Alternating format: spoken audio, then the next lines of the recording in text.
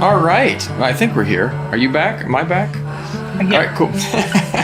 All right. Well, welcome back to the Sean Trey Show. Tonight, I have a really special guest with me. Now, would you like to introduce yourself and tell people who you are and what you do? Hi everyone who's listening. I'm Prasenjeet Yadav. I'm a molecular biologist turned photographer. I live in India. I essentially focus on natural history, environment, conservation, wildlife science stories from India and other parts of Central Asia. And I essentially work for National Geographic magazine. That's awesome. Now, growing up, and this is where I was when you messaged me back. I'm not gonna lie. I'm excited about all of my guests. I really am, because every person is special. But I grew up with a father who was a photographer, and National Geographic is one of the pinnacles of photography. If you want to talk about, there are so many epic photos that are connected to National Geographic. I just remember so many of the cover photos that were just some of the greatest photos ever. And I was super excited to meet you and talk to you, because the idea, what does a National Geographic photographer do? I mean, how do you go about taking these photos and catching these photos? What's it like to do that job? Well, I'm fairly new into it, and because you touched upon your childhood and how you were always interested into photography, it wasn't the case for me. I grew up at my father's farm, which is in the middle of a jungle, and technology kind of caught up with us much later. But I was very much into wilderness. I was very much into wildlife because we lived in jungle. People go into national parks and wildlife reserves to see wildlife. I just used to step out of my house. Even today, we have every now and then tiger coming and drinking water from our lawn and from a pond close by. So for me, it was very much wildlife. I think photography per se came much later because it was all about storytelling, sitting in the bonfires in the evening and just telling what you saw. And whoever told the story better, his story would be accepted. That, hey, I was actually on that tree and I saw that leopard with cubs walking down. But photography kind of caught up eventually, and sometimes I follow the lead when people say that, oh, was it your childhood dream? I'm like, yeah. But it wasn't, because even the wildest of my childhood dreams were not as wild as what I do today. So that's awesome. That's the honest truth. So now what wildlife photographer for National Geographic does, we get assignments, or sometimes we pitch them. And when you get them, you're just out there, you're figuring out. It's how I like to believe is that when one of the most influential visual storytelling media outlets in the world, which has impacted storytelling, which has impacted visual storytelling so much, assigns you for a story, you just forget everything else in the life. You just forget your personal life. You forget everything, and you just be at it. And I know every other photographer who works for Geographic truly believes this, because it sounds exciting, and it is, but it's a bit heavy. So what we do is we just keep at it, and many stories turned out to be shot. I'm fairly new. I've done only 2 stories so far. I'm pitching more. But last 6 years of most of my work has been some other way supported, either by National Geographic Society or by the magazine or partners. And when I got assigned to these stories, I just worked on them full on. It's about solving problems. Yeah. What National Geographic photographers do is they solve problems, because they are not assigned to stories which are done by everyone out there. They are not assigned to do stories which can easily be done. If those stories were easily done, they would have been done already. So most of these people are assigned to do stories which are tricky, either access-wise or patience-wise, or you have to spend a lot of time, or And this is again from the naturalistic purview of storytelling. But the other photographers are very much different. They are war photographers, those who have completely different skill sets, and they are out there trying to in the conflict zones, and Yeah. they are literally on the Yeah. edge of Yeah. life and death, trying to tell stories which are extremely important and world needs to see them. There are photographers, those who work on human stories, on human happiness, as well as human empathy, as well as human apathy. And I think their work is way more harder than mine. I get the Interesting. easier bit of it, which is the physically difficult stories. Uh, and of course, there is natural disaster and natural loss. So of course, there is emotional quotient, but I think the people those who do those human stories about women issues, about war, I find it way more Yeah. tricky and distressing and difficult and emotionally challenging than the kind of work I do. The work I do is very much physically challenging. It's tricky to get access to, and then it boils down to your experience of working with natural history, working with wildlife, working in extreme environments, and how you can connect with the local people and learn from them so you can tell their story. You can become the vessel to tell their and the species that they live with their stories to the world. It's I don't really know if I interesting. directly No, no. told your answer, but I thought it was a loaded question, so I have to tell so many things. It's a super loaded question, and that was a lot of things that were really special because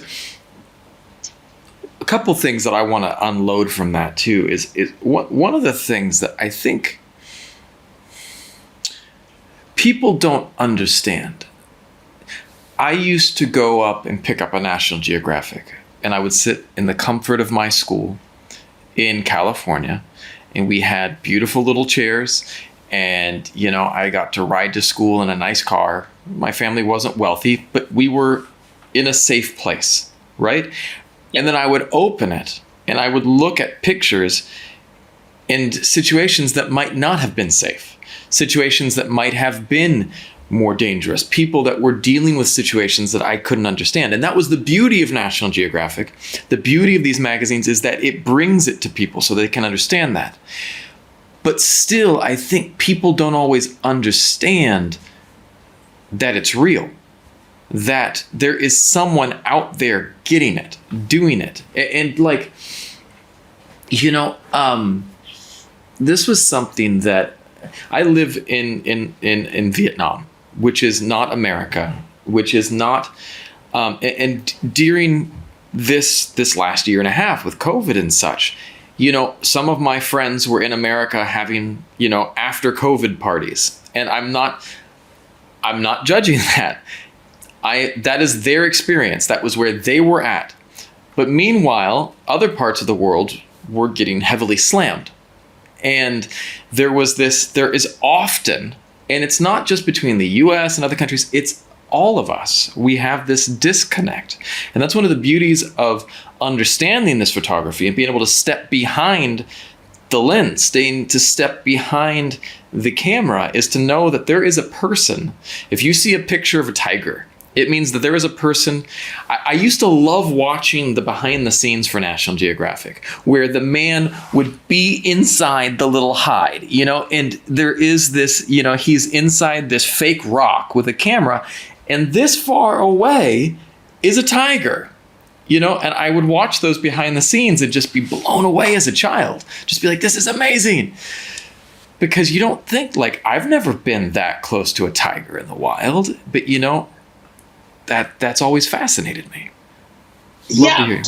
So I don't know about the tiger picture. But yeah, it is about as you mentioned, National Geographic to me is the wormhole to the world. Yes. That's how I like to describe it. Through that one magazine, I learned so much about the world. And through that one magazine, I can reach the world. And it's not magazine, the organization per se, the yellow border that we call it. And I work closely with the for-profit as well as the non-profit, and more closely with the non-profit, which is the society part, which essentially does enormously amazing work by supporting people around the world, uh, scientists, educators, conservationists, storytellers, That's awesome. any stream of people who are trying to push our understanding of the world, trying to make this place a little better. So I work with them, and how I look at it is, it's a privilege. Yeah. It's definitely a privilege, but I can't stop at the thought of privilege, because that thought of privilege is always overpowered by the sense of responsibility, Yes. and that's what I Yes. love. That's Yes. that's what I'm at. And if you ask any photographer who works for Geographic and look at them before they are heading out for an assignment, you'd be like, oh man, this person is really stressed. If you meet them in the field, you are like, this person is really stressed. But it is, everyone shares that stress in their own way. Even some of the most experienced and serious photographers, because when it comes to naturally storytelling, there's so much which is beyond your control. Yeah. And of course, there's limited time, there's limited resources, and you still want to do the best that you can, and you can't stay with the best you can. It's always about whatever has been done before. How can you make it better than that? And when you say done before, that doesn't mean that done before in my apartment or in my locality or in my state. Done before, period. Anywhere else on this planet, you have to do it something a little better, or push that understanding of that story a little, little ahead of it. I think That's that's awesome. the challenge. And I love what you just said about the responsibility. I love that line in Spider-Man, with great power comes great responsibility. But what was Peter Parker's real job? He was a photographer, and I always come back to that. Like, if we didn't have photos, we live in a time where people challenge truth, where truth is constantly challenged by people who would benefit from undermining truth. And one of the beautiful things of photography and video is that for a long time, it was the standard that kept truth there. You have this photo to show, because before that, for thousands of years, it was all hearsay, like, oh, this is what someone said, this is what we think.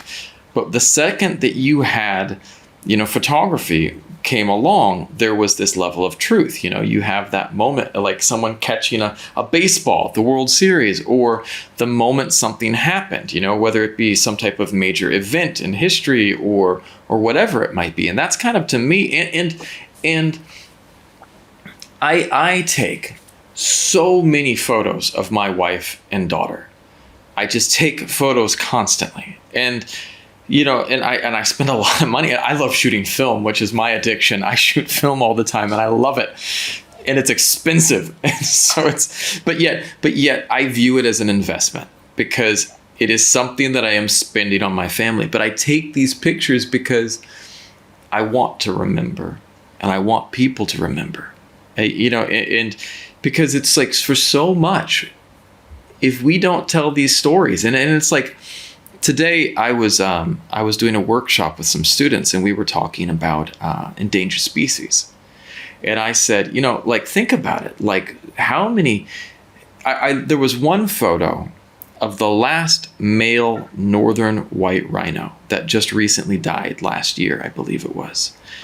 And that photo of him shortly before he passed, with his caregivers that were with him 24/7, that had these rifles, like, that photo shook me, because it was literally the last male of an entire species.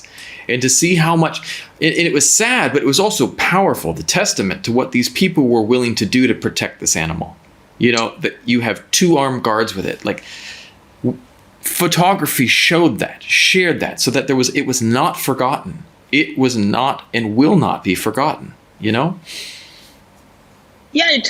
of course, photography has that power, and that's why I'm kind of into it. I don't think I've ever formally learned photography, but the moment I took a camera and I took a picture, I knew this is what I want to do, and I've been doing it ever since. And I think major part of my work is about looking at other images, what people create, what are out there, what has, and understand how these pictures essentially impact people, how Yeah. it helps other people see beyond what they can, how it impacts you emotionally, how it triggers different emotions. A picture Yeah. can make you smile as well as cry at the same time. Yes. And what is it? What is it that you can do to make people care?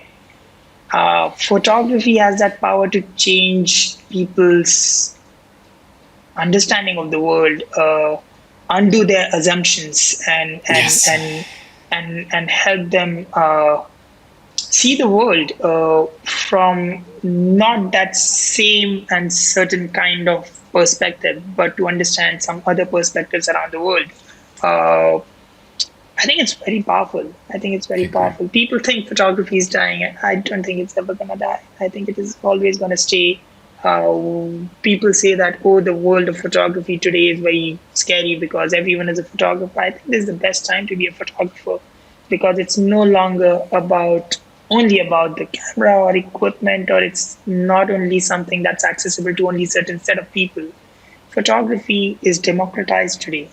Yeah. I am a photographer, you are a photographer, every person is a photographer. Now, what you do with those pictures is what makes you something beyond just a person who presses a shutter. Uh, you can become a storyteller, you can become a photojournalist, you can become an artist. But the medium is democratized today. We all have access to it. The fact that a few years ago there was a one of the country editions of National Geographic magazine which had a cover photo taken with iPhone. I think Time magazine had a picture on the cover taken with iPhone. It's it's strong enough message that we all have access to the same kind of photography. Now, what we do with it, that is what matters. I love that. There was I studied martial arts. I grew up studying Oh martial wow, art, and wow. I'm a black belt in judo, and then I Oh, studied Muay I played Thai. judo as a kid. It's fun, right? My It's so much fun. my father taught me. He's black belt.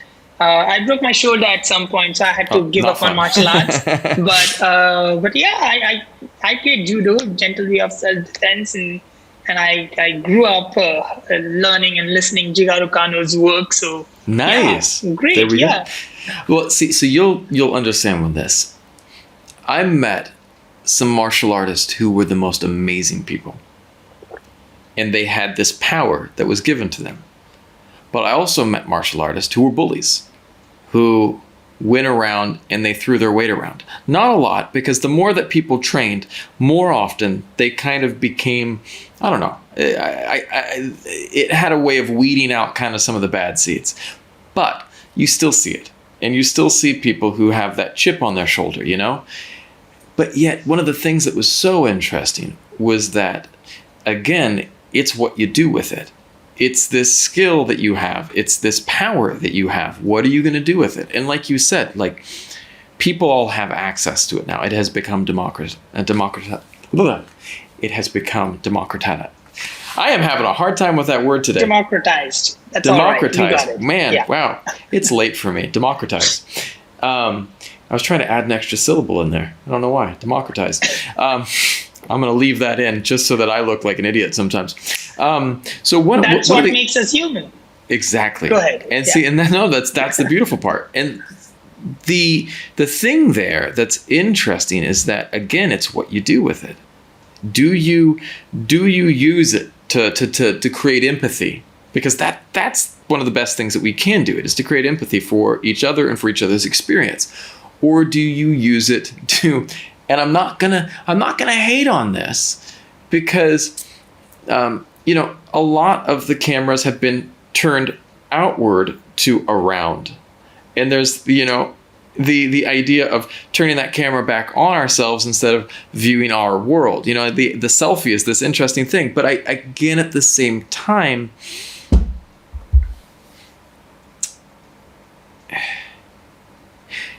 all of us are vulnerable. Every single person is fallible. Every single person has their inherent weakness. Every single person has their inherent fears, their inherent insecurities. And I tend to think that one of the things that has come about with the rise of the selfie is that it shows that we all have that, are seeking that validation. And so even though the selfies have turned the cameras around, there's still this empathy, this level of empathy that can be gained for people that are, turning the camera around. Because what are people looking at? Are they looking out? Are they looking in? And so I'm trying to not become judgmental, but yet it's interesting about what do you focus on? Yeah, that's a very interesting topic you touched upon. So just to put some context, I was reading some stats a couple of months ago. I don't remember the exact numbers, but apparently the number of photos that were taken throughout the entire 19th century, we take that many number of images every day today. Wow. Okay, just to put things in perspective, entire 19th century to 24 hours today. I think it's less than 24 hours probably. What do we do with those pictures, and how are these images impacting human psyche? We don't know so much about it right now. Yeah. People are trying to explore and understand. When you said about this entire selfie thing, it's interesting again with the selfie, what you do about it. Yeah. Spider-Man used to take selfies because he wanted to make his living. He wasn't trying to show his own face. He wasn't trying to blow himself up there. It was something that was necessary for him. He was doing it not to he wasn't doing it in a narcissistic manner. Yep. I was trying to avoid that word, but no. It's the perfect word. Escapable. So he wasn't doing it that way. Now I know so many people, those who have turned those cameras around, but you can see when you hear them, when you listen to them, when you see what they are trying to do, they are not trying to turn the camera around because they want to be in front of camera. They are turning it around because I, as a human being, will connect much more with them. And I can see how they are becoming the vessel for the story that is more important. That's my point. And I think that is something that is going to happen, that is ought to happen. I don't think we should shun away from that. But if that selfie is with 100 filters just because my face and my beard and this little dot on my face doesn't look good, I think that's where I put it into mental health crisis bin. But again, it depends what and how you're using it for. Right. Yeah. Well, let's go back to, you also pointed out that you have a background in molecular biology, was it? Yeah. Tell me about that. So did you get your... trained as a researcher. I am trained into molecular biology, immunology. So I'm kind of a DNA guy. My bachelor's and master's was in that. I eventually started doing research in Bangalore in this one of the most premier research institutes in the country called as National Center for Biological Sciences. And because, so I grew up in jungle, and at some point, school happened and I had to go to school, and fast forward, I found myself trained as a molecular biologist. I didn't think I'll pass 10th grade. And here I was, done with masters in sciences. Amazing. And I was like, how can I was constantly finding ways to connect whatever I learn into the world that I see. I'm not very great at math. I was very good at it till 10th grade, because the math I was learning, I could see it around. Suddenly, when it went quantum, when it went differentials and integrations, I was like, no, I can't see this. My brain can't comprehend it. But biology and sciences, I could see them. I could understand them. And here I was. And then eventually I ended up again working on something that I can't see, that is DNA, the molecular level of the body. But it was much more understandable for me in my own way.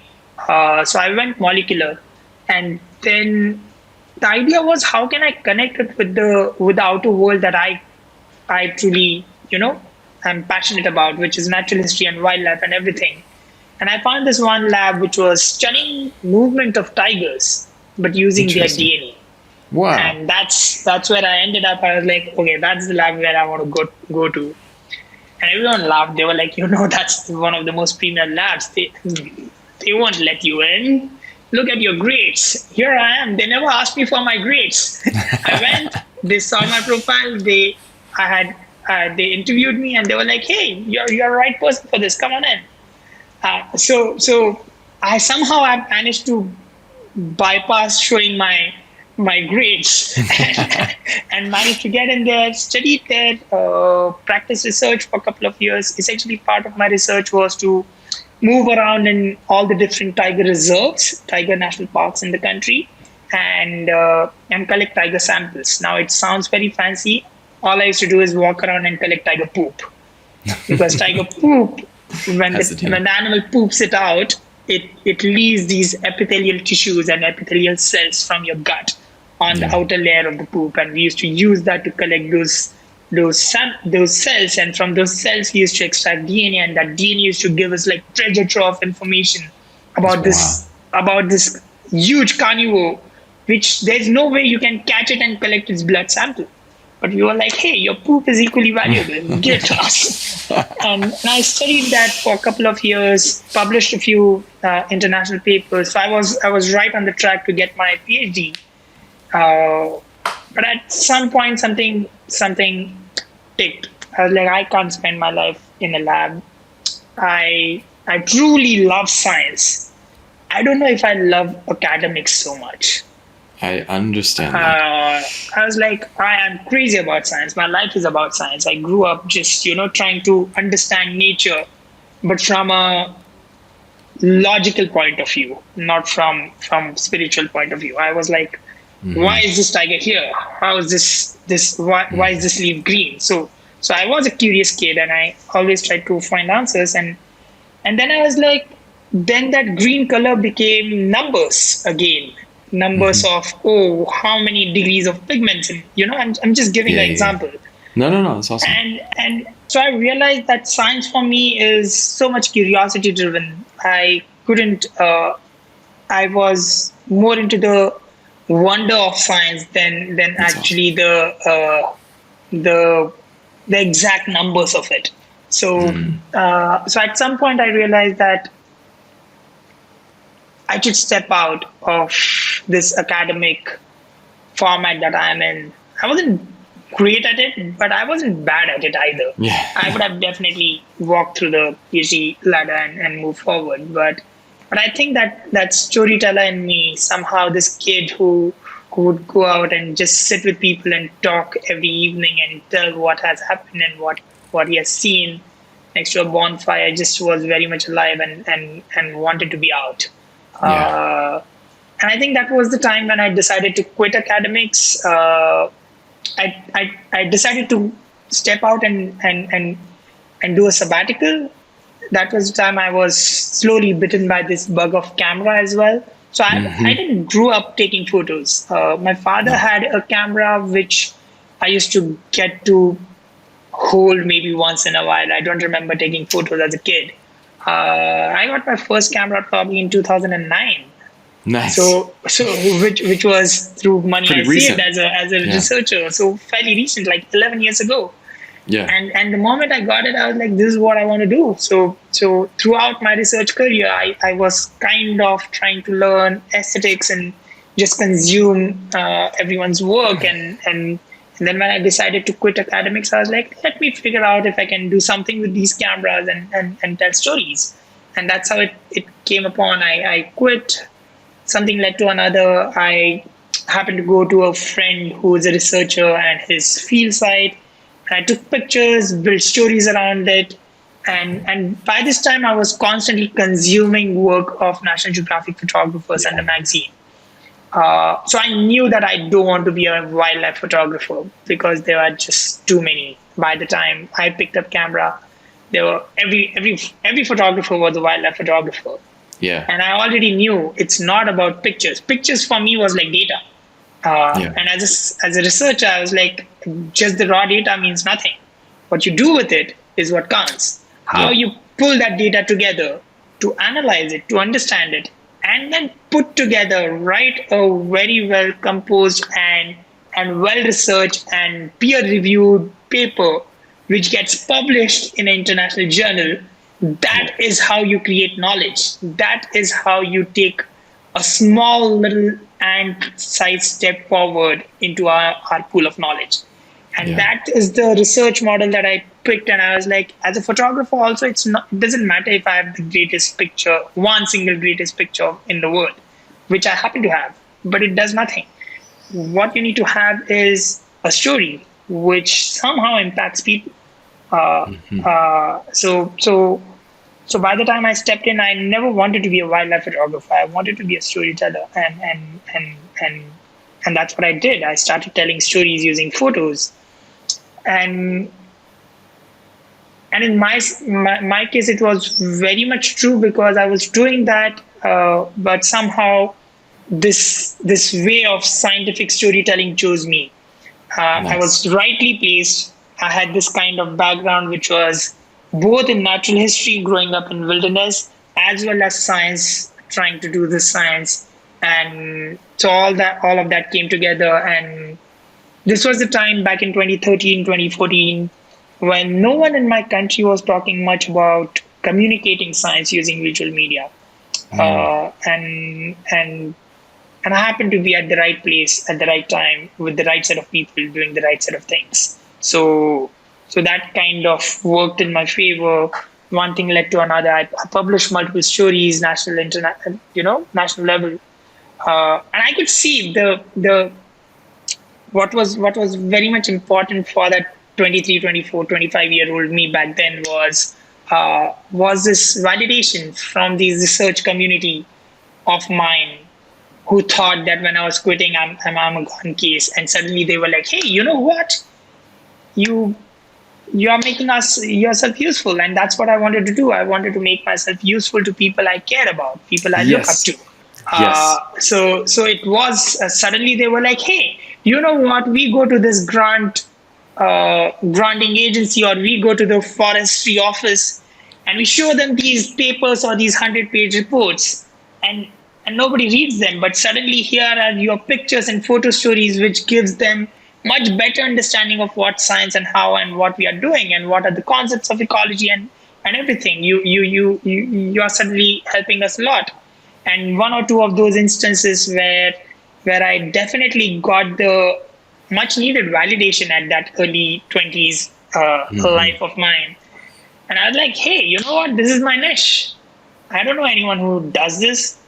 Uh, I would want more people to do this, but as of now, the field is open for me," and that helped me in a different manner, because suddenly I was in a position where, although I was starting out and I was broke in real sense. It's not like I'm broke and still sitting in AC room. No, no, no. That I don't think is broke. Like, I was broke in real sense, but I had this freedom and luxury and privilege of picking stories, That's some of the awesome. best stories that were happening in the country, and because somehow the entire research community was very much open, and they welcomed me whoever wherever I wanted to work, and one thing led to another. Somehow I got a Geographic, National Geographic, and I was like, "Yeah, I've published enough at national level." But many of these stories that I'm telling, the issues that I'm focusing on, are fairly local, but I mean, they are happening in India, but they are fairly global. You know, Mm. if I'm focusing my lens towards habitat destruction, sure, it's happening in the Western Ghats for my story, but at the same time, it's a global issue, and Yeah. it's not only about the management in that local locality. It's a global trend. Same is with climate change. Same is with so many of the issues. And I was like, then I should as well start looking for international outlets, because that's another way to spread the stories that I'm working on. And one thing led to another. couple of years down the line, I found myself at the headquarters of National Geographic, and that was back in 2015. I don't think I don't have a clear, you know, timeline wise memory of what happened after that till now, because everything is blur. I was just constantly running and doing things. So everything is a blur. What happened 3 days ago seems like 3 years ago. What happened 4 years ago seems like last week. So I understand. honestly, that's how my life was till the pandemic. I think in pandemic, I for better or for worse, I got time to actually look back to the last 10 years. It was scary initially, but then eventually, because there was enough time, I could sort things out. That's really awesome. Now, did you ever see the movie The Secret Life of Walter Mitty? Oh, I did. So great, right? I did. Every time I think about it's a beautiful movie, and I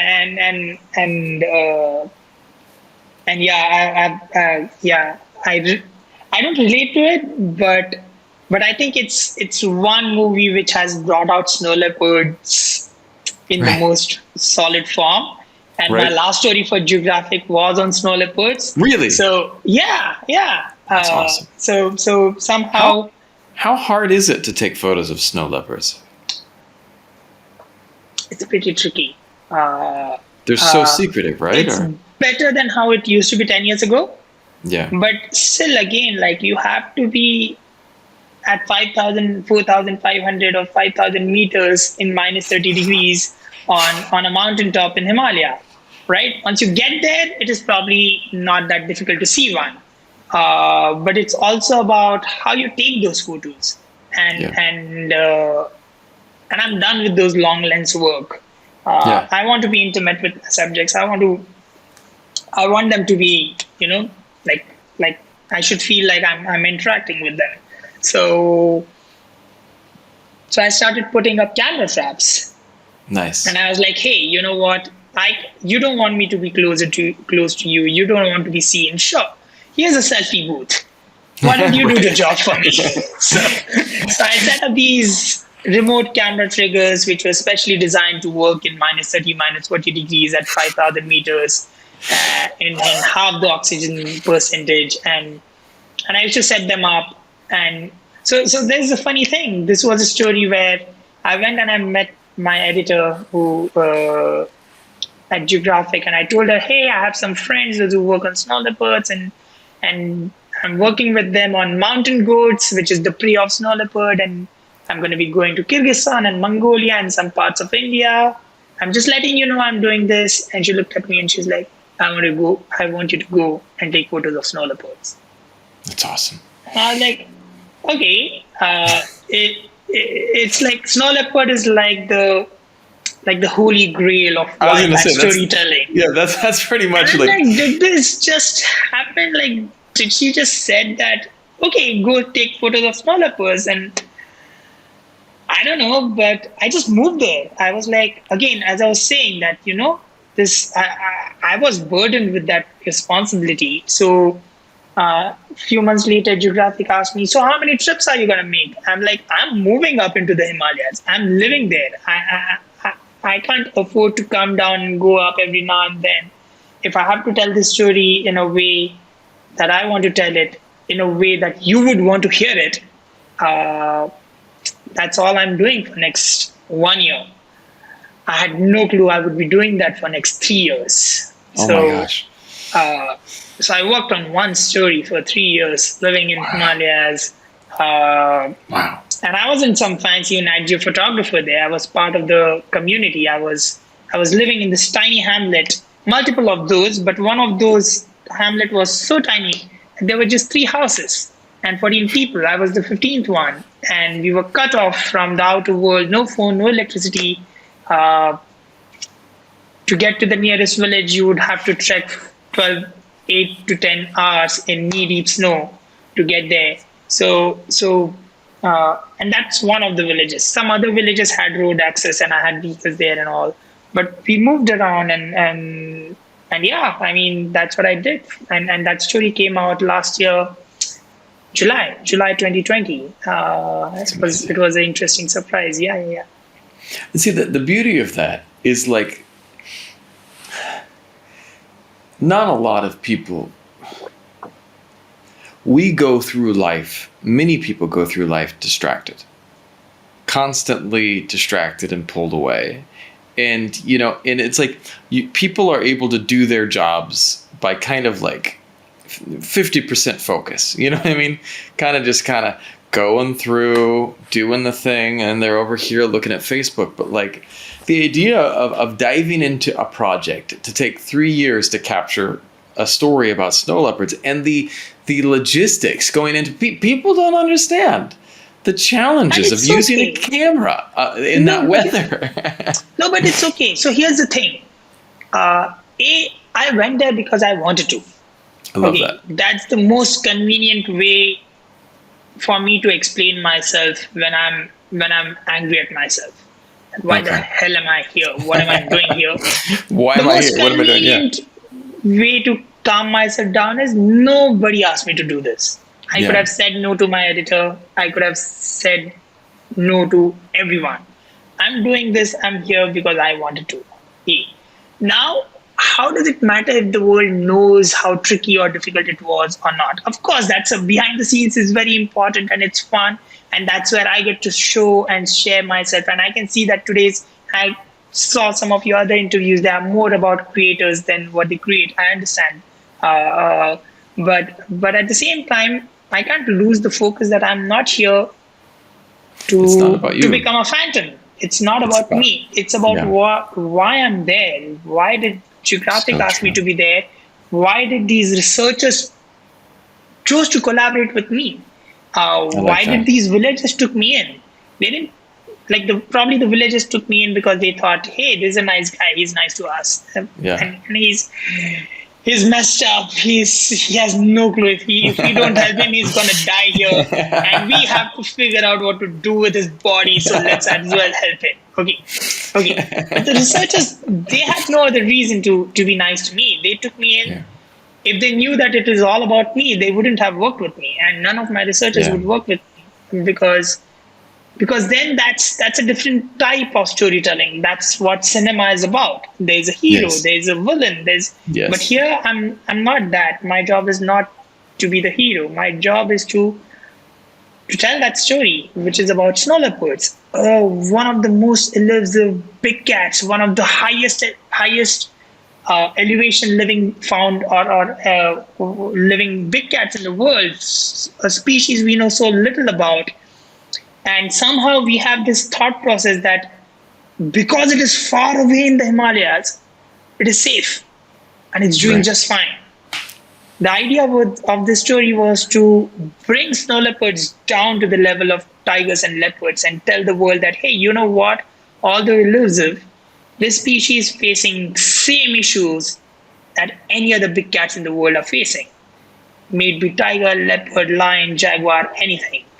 Snow leopards are facing issues from climate change. Snow leopards are facing issues from retaliatory killing. They are getting poached. They have been poached. Right now, in most of the snow leopard habitat, there's this huge infestation of dogs, domestic dogs, who have gone feral. And that's us. Yeah. We are responsible for it. And these dogs chase snow leopards. A snow leopard cub died in my lap. I'm not making this up. Literally in my lap. We were trying to keep it warm because it was chased by dogs and it fell from a cliff, got isolated from its mother, went into a village to take a refuge. The department rescued it. And I was one of them. The department people, they were sitting over a whole night trying to keep it warm, rubbing its paws just to make sure that it doesn't, hoping that it survives till morning. It died in my lap, and we are all responsible for it. The idea is to tell these stories. The idea is that people should know that me living in Bangalore or you living in Vietnam or New York, we in our own way are definitely impacting that snow leopard, which is 10,000 kilometers away in the most isolated mountains in the world. My action affects it. Your action impacts it. And I think that's that is way bigger than me surviving or not surviving in minor study.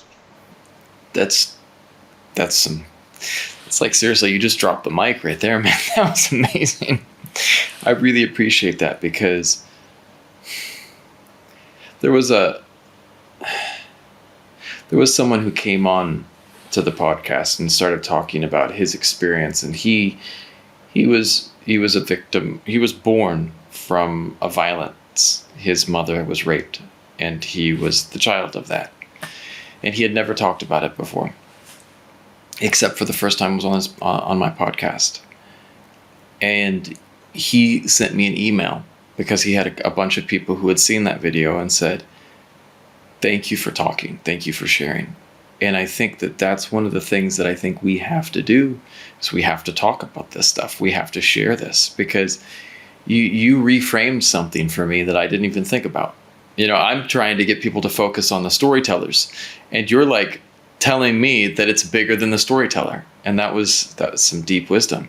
No, I think everything is important. I think it's equally important. As I said, the storyteller has to be the vessel Yeah, because right now through me, somehow you are thinking of snow leopards. You are yeah, connecting with snow leopards through me, and I have connected with lions in Africa through some storyteller. yeah. So I'm not saying storyteller is not important, but I also don't.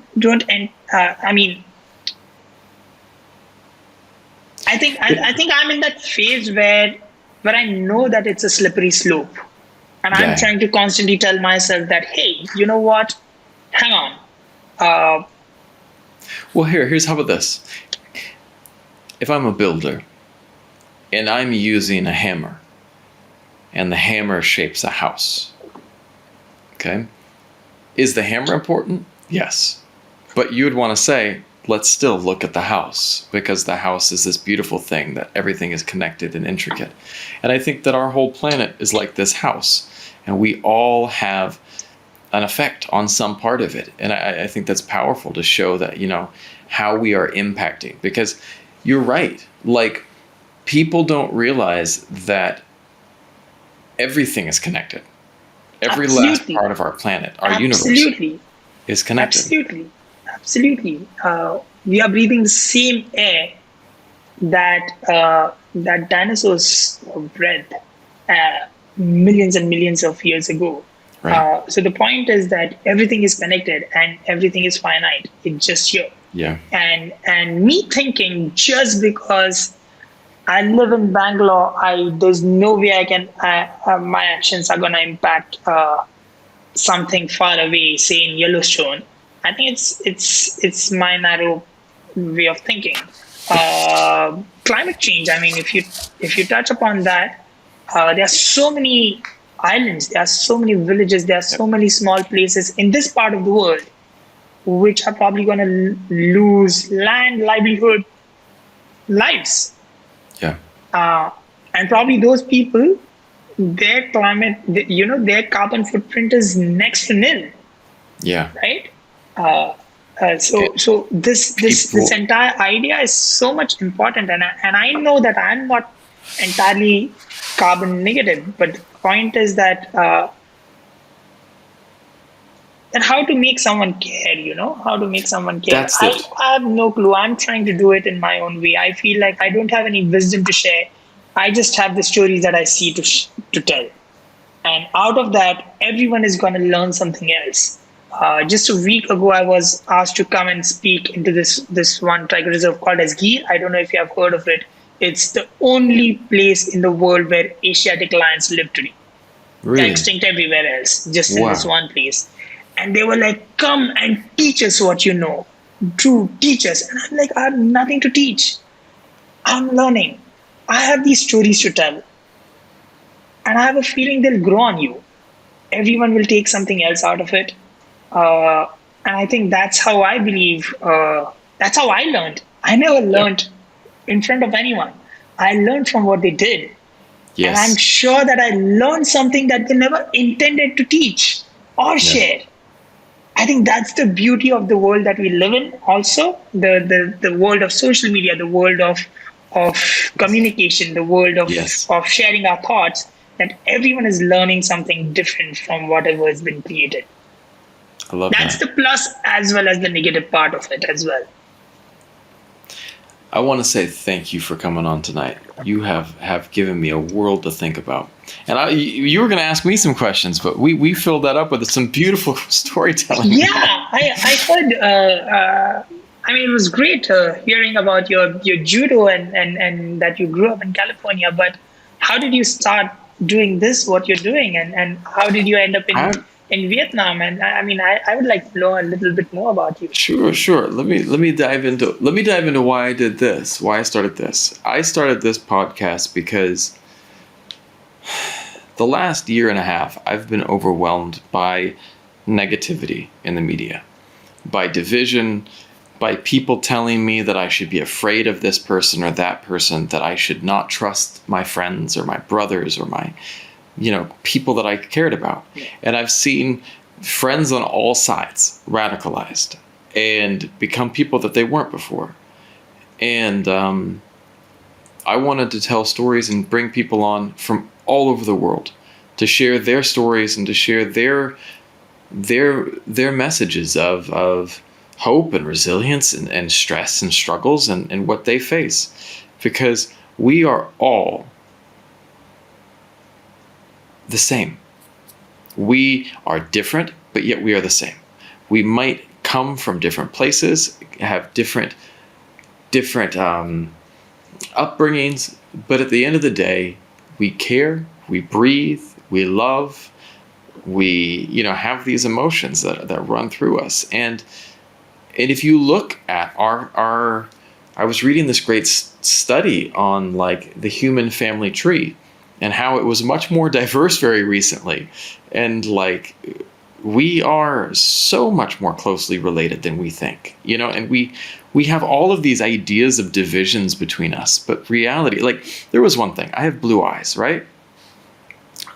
There was a study that came out that said everyone in the world with blue eyes is related to one common ancestor, one person who had this mutation, and it's spread throughout the world. And there's just this, and that's just one trait. Like we're all connected, and that's the Absolutely. beauty.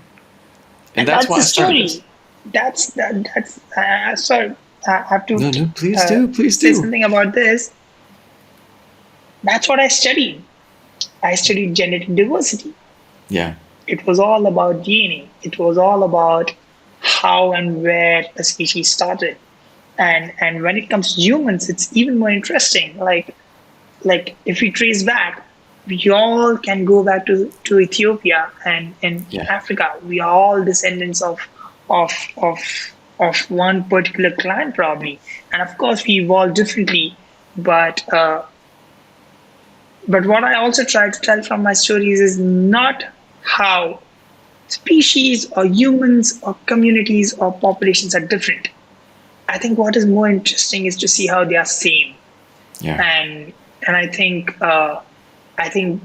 similarities is what somehow is the first step to empathize. Yes, Uh, and once we start empathizing, that's when we start accepting the differences. yes, yes. And I think it's important to have enough stories, because the people who would divide us are active, and they are constantly active, and we have to be equally as active to break down those same walls that are being put up. Yeah, I mean, we can try to be active or we can just be resilient. It is going to get onto us some other time, but is it worth our time to counter them? Is it worth our time to kill hatred, or is it better to just spread love? It's up to I like us. that. It's entirely up to us. And I like how you're saying about social media and these people who are trying to divide and all of that. It just brings me back to this article that I read, which talks about how the world changed in 2007. So pre 2007, we all was seeing more or less the same reality. Yeah, Even if there are 10 newspapers telling ten different perspectives, You and I will read those 10 newspapers just the same. Yeah. But in 2007, Facebook introduced algorithms Yeah. which started catering completely different realities to each individual, depending on what they want to get out of it. And I can choose to look at this mug and believe that this is yellow. And Facebook will keep showing me that, yes, you're right, this is yellow. And you can still look at this and you can believe that this is pink. And algorithms will let you believe that it is pink. But the reality at the end of the day is that this is blue. And how we all are seeing completely different realities. And I think that's the reason why it is important to tell stories which somehow connects people very deep inside, way deep, that these, I don't know how to say this, I'm still trying to articulate, but which goes so deep that these layers of differentiation gets penetrated. I don't know how to do it. I'm still trying to learn, and I hope you at some point get some creator who kind of says something which teaches me something out of it, and I learn something about how to do it. Well, man, we're in that together. But as long as we keep trying, it's what matters, right? Yeah. Sorry, I went a little tangent No, about this no, entire no. alternate realities, That was but awesome. that's something I'm That was reading too awesome. much about lately. No. And how to That is escape it, awesome. I don't know. I think that's the key. How can you not break but figure these algorithms out so that you can reach to the audiences that you want in the manner that you want to reach them. Yeah. That's a good point. I think consistency is one thing. There has to be a consistency into putting out truth and focusing on objectifiable truth. And that's the reason I love that you're this scientific approach to photography, is because there is truth and we can achieve and find it, but we have to fight to try. I agree. Brother, I really appreciate it. And thank you so much for coming on tonight. Thanks a lot. I would love to have you Sean. back on sometime. Sure, maybe after my next story, which I don't know when it is going to be. Yeah, right. But it's lovely. I mean, I'm glad I came on the show. I really enjoyed your other shows, and that's why I was like, hey, I want to talk to this guy, and I'm glad I did that because it was great. Well, man, we should stay in and touch. Learning from each other. Yeah. Yeah. I tell people I come on these things talking to a stranger and I leave with a friend. And at the end of the day, that is what this is all about. It's about spreading that love and spreading that friendship, man. Because at the end of the day, we can make more. The world needs more friends, less enemies. I agree.